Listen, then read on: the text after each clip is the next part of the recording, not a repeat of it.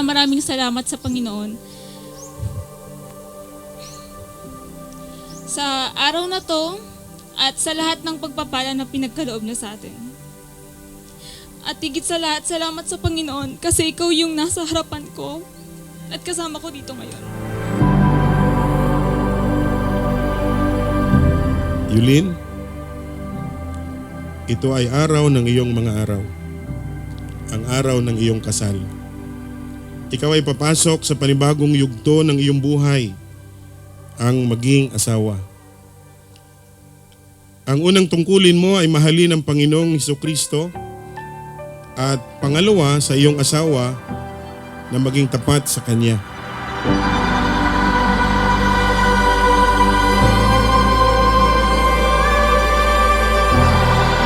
Hello, my love. I vow to love you forever. I vow to hug and kiss you always. I vow to spend my whole life with you. I vow to travel the world with you. I vow to have a joyful life with you. I vow to be the best husband for you.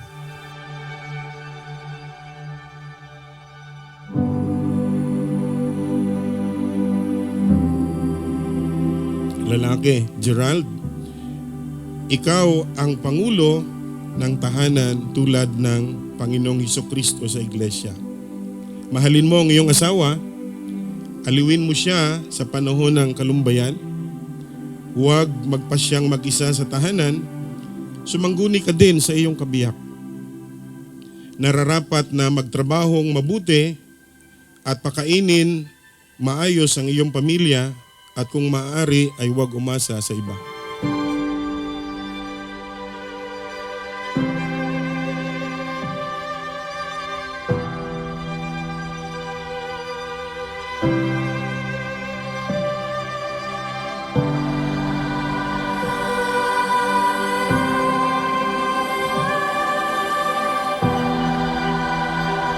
Ako si Gerald D. Marquisias. Tinatanggap kita, Tinatanggap kita, pangalan ng Yulin B. Desingano, upang maging kabiyak ng aking buhay upang maging kabiyak ng aking buhay sa karamdaman at kalusugan, sa karamdaman at kalusugan, upang mahalin at itangi upang mahalin at itangi. saan man ako manahan, Saan man ako manahan, doon ka rin tatahan. doon ka rin tatahan.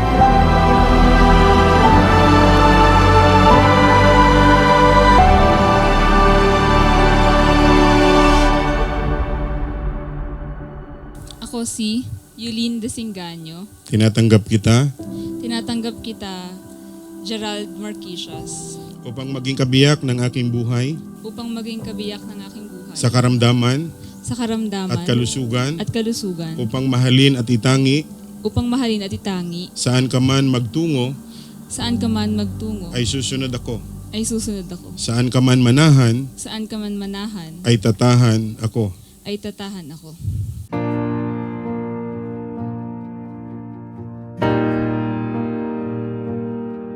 Ang wedding na ito ay testimony ng parents' love and answered prayer and isang example ng roller coaster ride. So bakit po testimony ng parents' love? Kasi si Gerald, laging sinasabi ni Tita Cora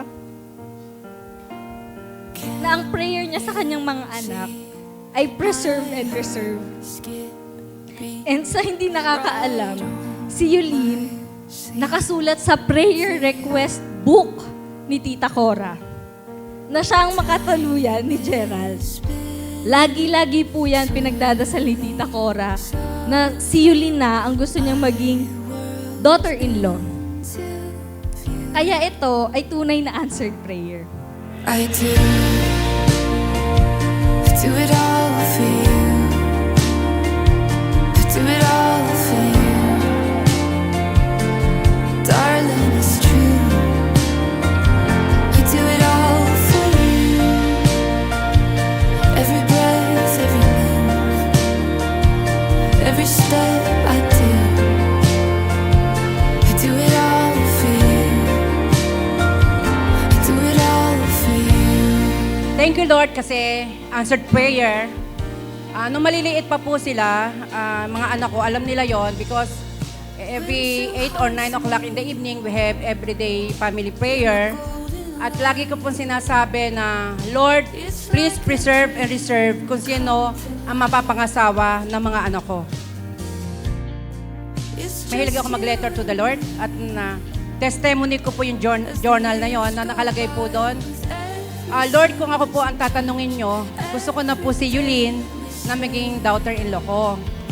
Pero ikaw ang bahala, thy will be done. So yun po yung laging prayer ko po.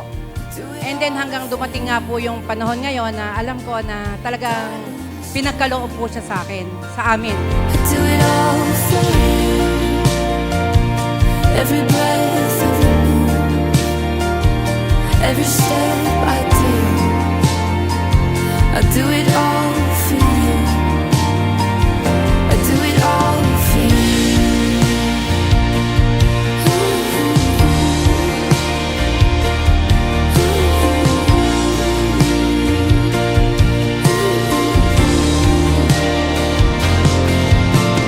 Time is spinning, swirling softly, my world into you.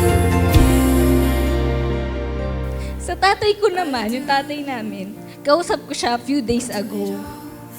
Tinanong ko siya kung anong nararamdaman niya. Na ako, kasal na, si Yulin, ikakasal na. Siyempre, yung tatay ko, palabiro, pero paiyak na din. Sabi niya sa akin, masaya siya, pero medyo malungkot din. Which is normal naman kasi gano'n naman yung mga parents. Pero sabi nga niya, bata pa lang kami, pinag-pray na niya na maging maayos lagi yung maging partner namin lahat at maging maayos yung buhay namin magkakapatid. So kaya ako natutuwa kasi parehas parents namin ni Yulin at ni Gerald, parehas silang ipinagdasal, parehas pinagdasal yung mga buhay nila. Kaya again, answered prayer. My love is sweet as honey. Sunflower summer surrounding. Yulin Bida Singana, Ang singsing na ito ang singsing na ito ay palatandaan ng tapat, ay palatandaan ng tapat, wagas, wagas, at namamalagi kong pagmamahal. namamalagi kong pagmamahal. You gotta know how much I want it. 'Cause I want it.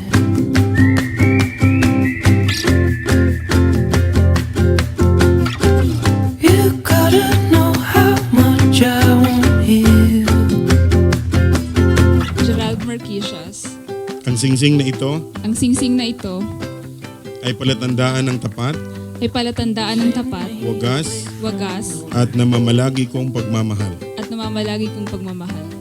And I love you like this. Submitting yourselves one to another in the fear of God. Wives, submit unto your own husbands as unto the Lord. For the husband is the head of the wife, even as Christ is the head of the church, and he is the Savior of the body. You gotta know how much I want it. 'Cause I want it.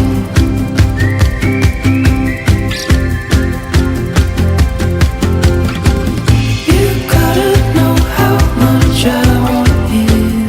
Sobrang natutuwa muna ako sa ang natutunan ko sa message ng brother and now sister ko, si Yulin, is tinuruan ulit ako another testimony naman about faith. Kasi number one, bakit faith? Kasi yung kung paano manligaw nga si Gerald, medyo unorthodox. Talagang masasabi. And may mga time kasi na nandito kami sa Tagaytay, magkasama kami ni Gerald matulog on the same space. And naikwento niya sa akin yung mga challenges niya nung time na pinupursue niya si Yulin. But naniniwala talaga ako na meron tayong isang reason talaga kung bakit kayo rin talaga. And si God talaga yun.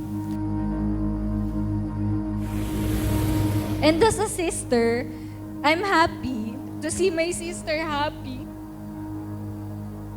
Kasi ako mismo, pinag-pray ko si Yulin magkaroon ng maayos na partner in life. Kasi nga sobrang conservative. Natatakot ako maging matandang dalaga siya. Pero talagang prayer works because our good Lord listens. And ang will ng Panginoon ang laging mangyayari.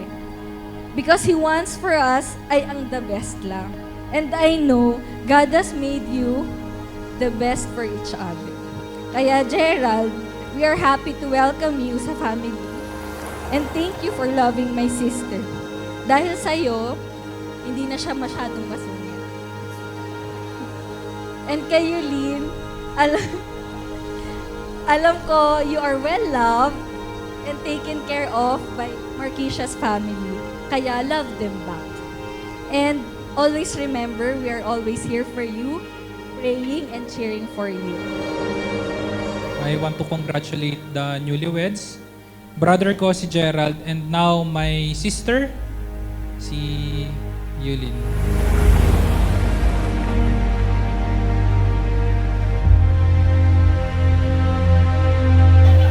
Tutuwa ako at natapos din at medyo yung pangarap nilang dalawa na nakasal na at maligaya.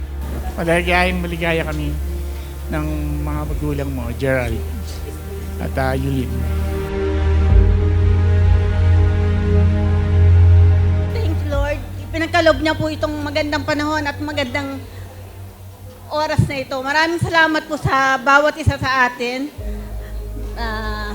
Sa aming pastor, maraming salamat po sa lahat po ng nagpakahirap para po maganap ang magandang okasyon na ito. Maraming salamat po sa inyong mga anak. God bless. Lahat ng mahal ng mga asawa nyo, mahalin nyo.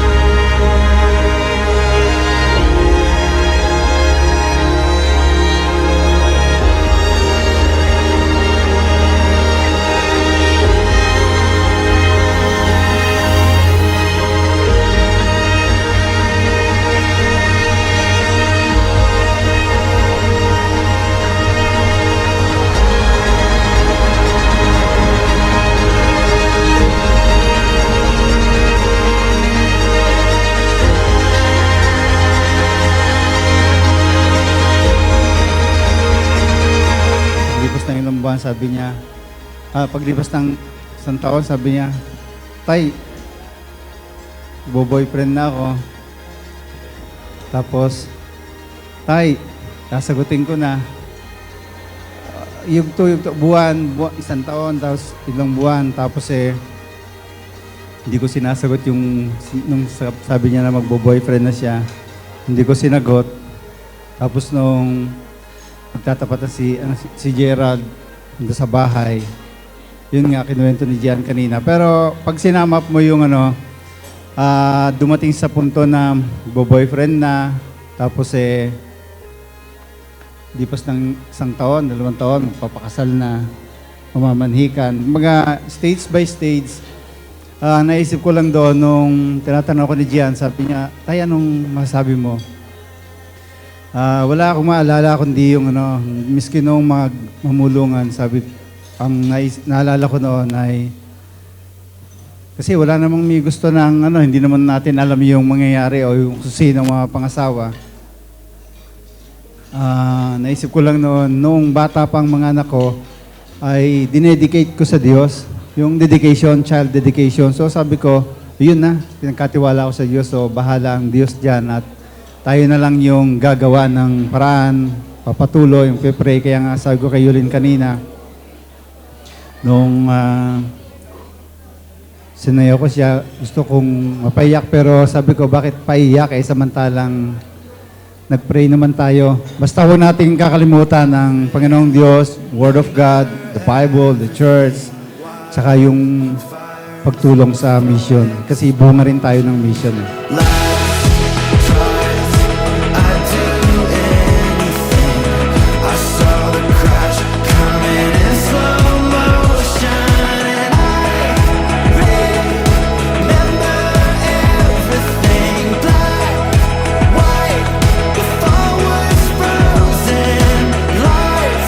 I vow to be healthy with you. I vow to have many adventures with you. I vow to take care of our family. I vow to have a beautiful home for our family. I vow to have a fruitful life with you. I vow to be the best version of myself. Who would have thought na tayo pala yung para sa isa't isa? Yung pinsan ng pinsan ko na nakikita ko at nakakasama ko lang dati tuwing bakasyon ay makakasama ko na habang buhay. Love of a lifetime.